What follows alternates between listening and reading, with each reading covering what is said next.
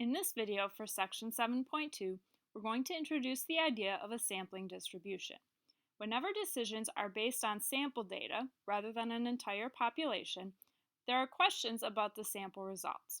So you can read these two examples here, but basically these questions are, is the value that we find from our sample close to the actual population mean or equal to the actual population mean or percentage?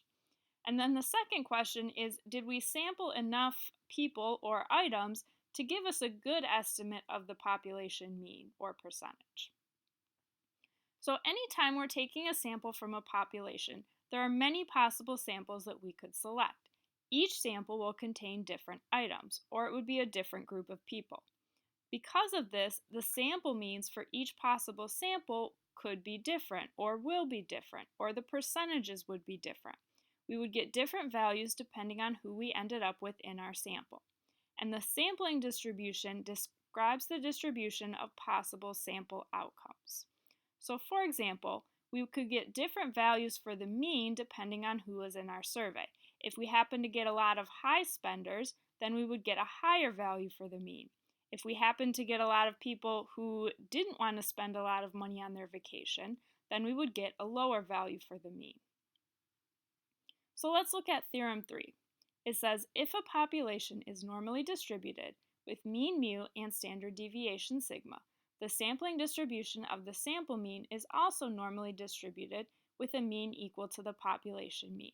Basically what that means is that if I were to take all possible samples, so in my example above, if I were to take all possible combinations of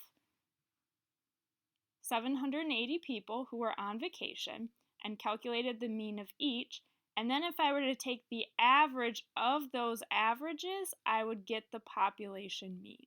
It's a little bit hard to wrap your head around at first.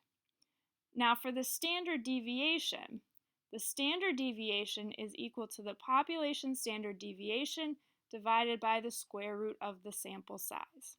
So basically what this means is that if I have a larger sample size, my standard deviation is going to be smaller.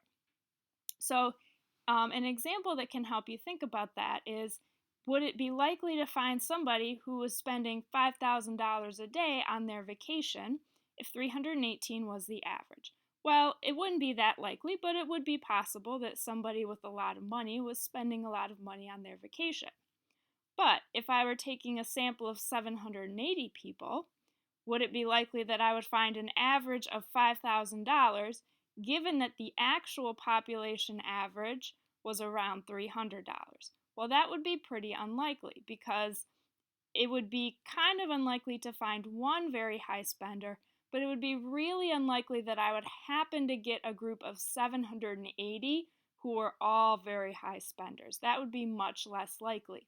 And so remember that standard deviation measures variability, so the variability is much smaller if you have a larger sample size because you're much less likely to get a sample that has a much higher or much lower value than the mean. So let's look at example 7.3. It says at the West Side Drive-In, lunch orders average $12.50 per customer with a standard deviation of $5.50. For a random sample of 100 customers, what is the probability that the mean will fall between $12.25 and $13? So when we're doing these problems, we're going to be using the normal distribution in Minitab. We're going to enter our mean and standard deviation. Our mean is the same as the population mean. So that would be the $12.50.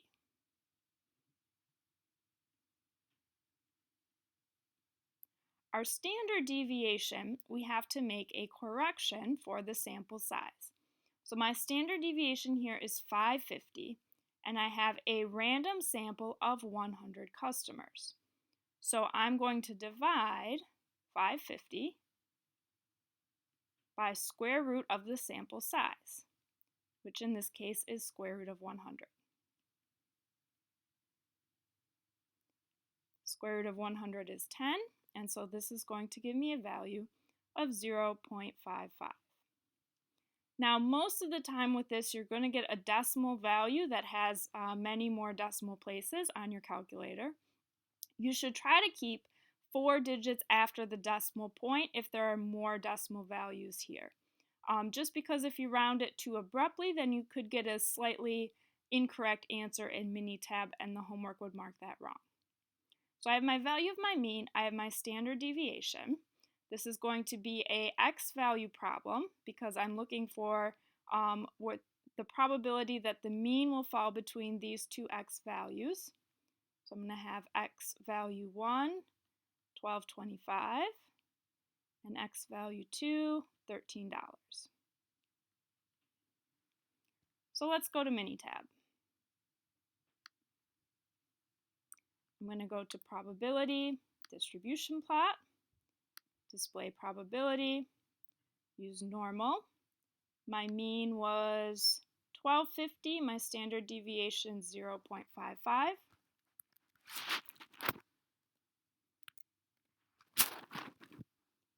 I'm going to choose a specified x value, middle, and enter my two values here, $12.25 and $13.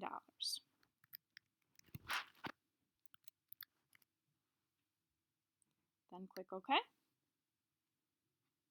And I can see the probability here is going to be 0.4936.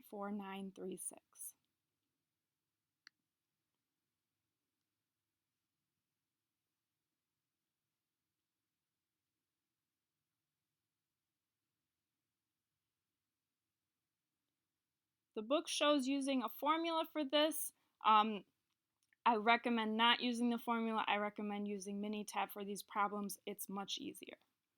So lastly, to kind of summarize and wrap up here, when we're using Minitab in probability problems, if we're given a number of trials and probability of success, that's going to be a binomial distribution problem.